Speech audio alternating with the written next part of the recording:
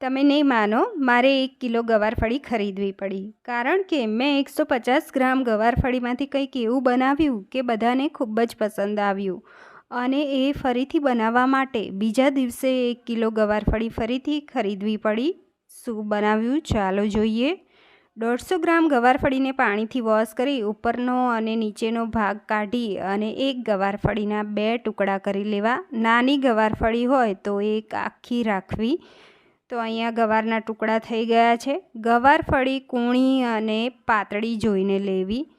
ખલની અંદર 4-5 કળી લસણ, ટુકડો આદુ અને 2 ટેબલસ્પૂન ફ્રેશ લીલા ધાણા, 1 ટીસ્પૂન સૂકા ધાણા લઈ અને વાટી લઈશું.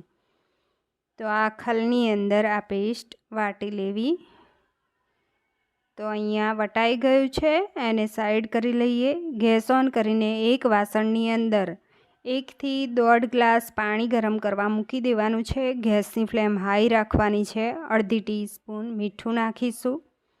પાણી સરસ ગરમ થાય એટલે એની અંદર ગવારના કટકા એડ કરી લેવાના છે.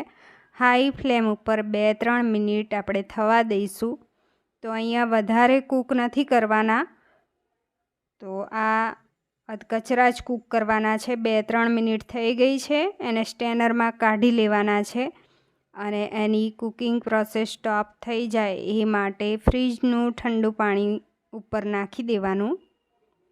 તો અહીંયા ફ્રીજનું ઠંડુ પાણી મેં નાખી દીધું હતું અને હવે ગવારના કટકા બીજા વાસણમાં લઈ લીધા અને એની ઉપર આ પેસ્ટ નાખી દેવાની છે વાટેલી, અને 2 ચપટી હિંગ નાખીશું. 1 ટીસ્પૂન ધાણા જીરું પાવડર.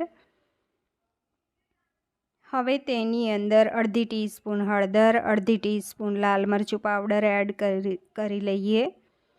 અને હવે 1/4 ટીસ્પૂન અજમો, 1/4 ટીસ્પૂન મરી પાવડર. અહીંયા સ્વાદ મુજબ મીઠું લઈશું, તો અડધી ટીસ્પૂન કરતાં થોડુંક વધારે 1/4 ટીસ્પૂન જેટલું લીધું છે.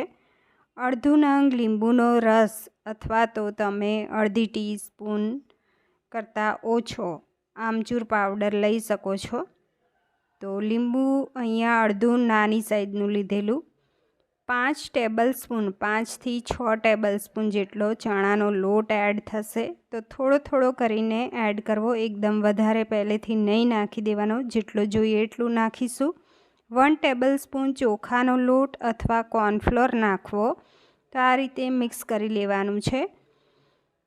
તો બીજો આપણો ચણાનો લોટ બચ્યો છે એ પણ નાખી દેવાનો. ટોટલ 6 ટેબલસ્પૂન ચણાનો લોટ ગયો આમાં, અને 1 ટેબલસ્પૂન ચોખાનો લોટ ગયો છે.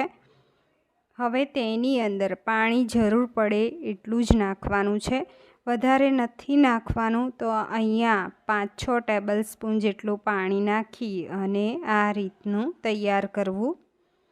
તો આ રીતે. તો અહીંયા સાઈડમાં તેલ ગરમ કરવા મૂકી દીધું છે. ગેસની ફ્લેમ પહેલાં હાઈ રાખી હતી. હવે આપણે ગેસની ફ્લેમ મીડિયમ કરી લઈશું અને આપણે થોડું થોડું આ રીતે તળતા જઈશું. તો એને આ રીતે તળવામાં આવે છે. તો હાઈ ટુ સ્લો ફ્લેમ ઉપર એકદમ ક્રિસ્પી કરી લેવાનું છે. તો એકદમ ક્રિસ્પી થઈ જાય પછી આપણે કાઢી લઈશું. તો એક વખત તળી અને બધું જ તળી અને તમે પછી કાઢ્યા પછી બીજી વખત એને જમવા બેસો ત્યારે ફ્રાય કરશો તો એકદમ કુરકુરા બનશે.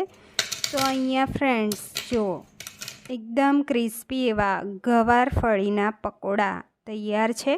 એને મેં અહીંયા ચટણી સાથે સર્વ કર્યા છે. ટોમેટો કેચઅપ સાથે પણ સર્વ કરી શકો છો. ફ્રેન્ડ્સ, આ રેસીપી પસંદ આવી હોય તો વિડીયોને લાઇક કરજો અને મારી ચેનલને સબસ્ક્રાઈબ કરજો. ઉપરથી ચાટ મસાલો